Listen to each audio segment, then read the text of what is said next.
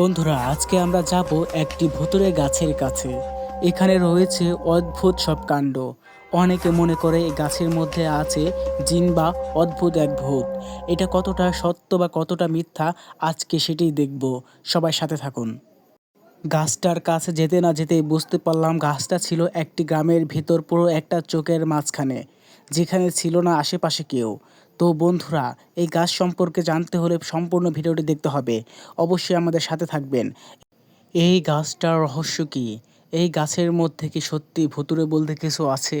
সেই সম্পর্কে জানার জন্য আমরা এখন স্থানীয় কিছু লোকদেরকে জিজ্ঞাসা করব যে মূলত এই ঘটনার রহস্যটা কী। সত্যি কি এখানে ভূত বলে কিছু আছে? মধ্যে আমরা কিন্তু গাছের খুব কাছে এসে গিয়েছি।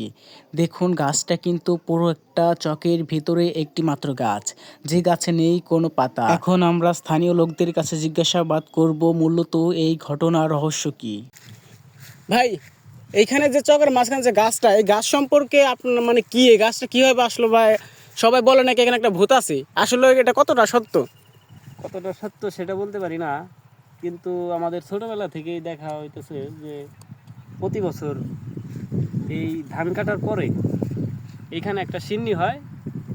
আমরা ছোটবেলা থেকেই সেই সিন্নি খাইতে আসি, তো এইভাবে এটা চলে আসতেছে।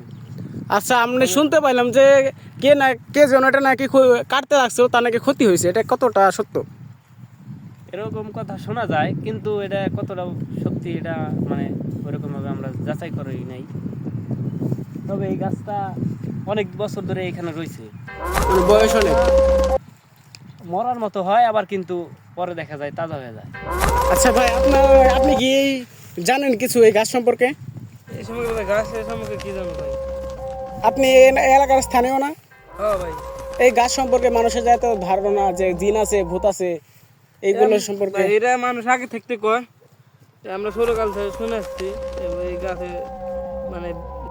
সর্বশেষে আমরা বুঝতে পারলাম মূলত এইখানে ভূত বা জিন বলে ওইরকম কিছুই নেই। মূলত এখানে মানুষ অনেক আগে থেকেই, প্রাচীন যুগ থেকে এইখানে এই রীতিটা প্রচলিত ছিল, যার কারণে সবাই এইখানে একটু গাছটাকে ভয় পেত।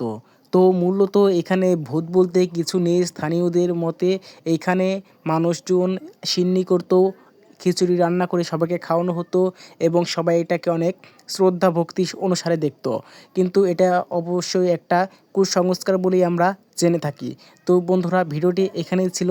অবশ্যই ভালো লাগলে ভিডিওটি লাইক, কমেন্ট, শেয়ার করে পাশে থাকবেন। ধন্যবাদ।